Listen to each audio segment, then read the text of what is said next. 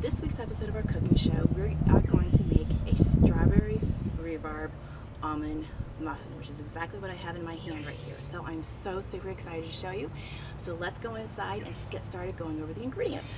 Okay, so before we get started, I thought we'd want to make sure we preheat our oven to 400 degrees, and as well we line our muffin pans with the muffin liners.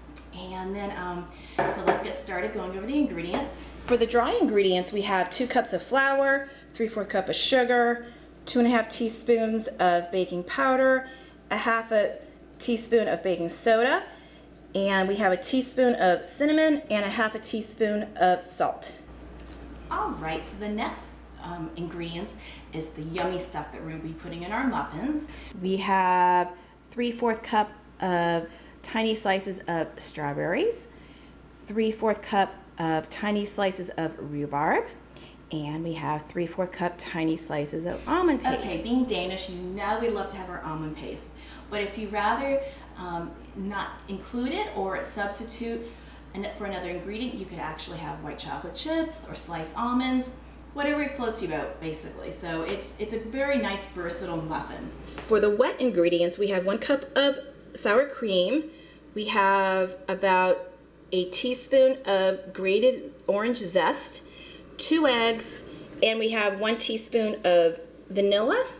As well, you want to have a stick of unsalted butter, and you want to let it sit out and get soft so we can mix it into the batter. Right, so the next yummy, yummy, yummy ingredient is the topping for the muffin. So we're going to be using a 1/3 cup of almond slices, I have a teaspoon of cinnamon, and 3 tablespoons of sugar. So let's get started assembling all the ingredients. Okay, so let's take our dry ingredients, give this a good whisk around. Just mix it around. We want to make sure it's evenly distributed because nothing worse than having ingredients lumpy in the muffins. So just give this a good whisk. Okay, so now we're ready to work with our delicious goodies that we're going to be adding into our muffin. And one other trick I have to avoid for these delicious items from sinking down to the bottom of the muffin is to add a little bit of the flour mixture that we just mixed. So I'm going to add in just several tablespoons of it until you think that, you know, I mean, what I do is I just kind of gauge it and just to see how much I need, and then I mix everything in. So let's give this a good mix. And this looks great. This looks perfect. So I just used about 3 tablespoons of the flour mixture. All right, so we just finished working on the dry ingredients. We're gonna get started on the wet ingredients, and I have my handheld electric mixer. You can certainly use your whisk as well. Whatever you have in the kitchen will work for this. But this is probably the quickest for me to do this. So give this a good mix.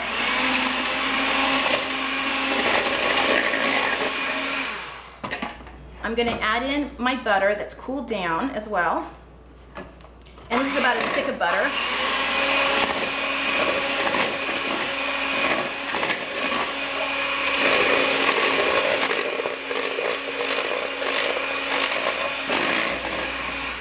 All right, now we're combining our dry ingredients into our wet ingredients.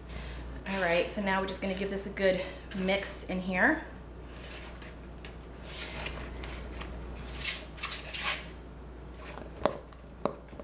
This looks great. All right, so now I've mixed this around. Now we're gonna add in our fruit with the almond paste. See how easy this is? This is such an easy, easy, easy recipe to make. And it's perfect summer muffin to make. And you can make these,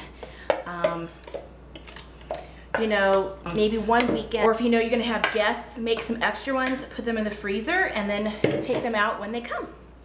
So, okay. And I'm just gonna mix these up with it, as you can see, with my spatula, because if we were using a whisk or something that was a little bit with a blade of any sort, it was just gonna smush the fruit. So that's why I'm using my spatula. This is gonna be such a nice muffin.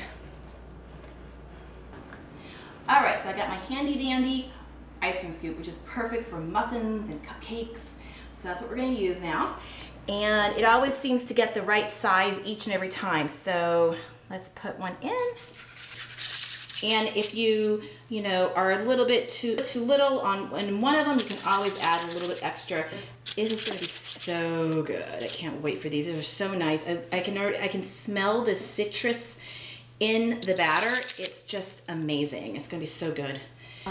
Okay, so once we're finished scooping out the batter, we're going to spray the muffin pan with the cooking spray, because that way when it's baking and it might actually bake over the rim, then you can easily pull off each of the muffins because it's not sticking to the pan. Okay, so for the topping, I've already given this a good mix. We're gonna individually put a little bit of the cinnamon almond topping on each of these. Both the sugar and the almonds, when it gets toasted, it really gives it a really wonderful, kind of like a really crunchy, crusty topping.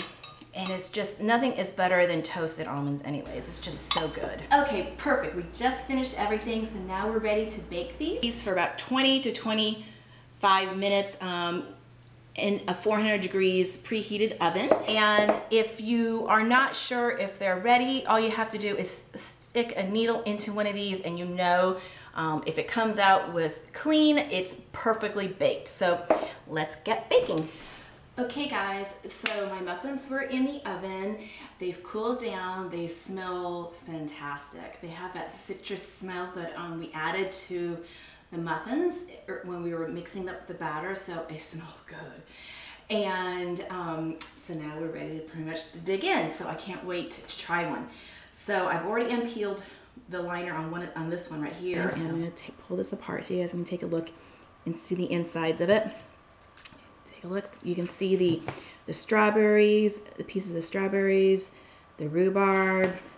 You aren't going to be able to see the almond paste because the almond paste is quite light in color, but it is there. It's definitely nice and yummy. And then the toasted almonds, can't get better.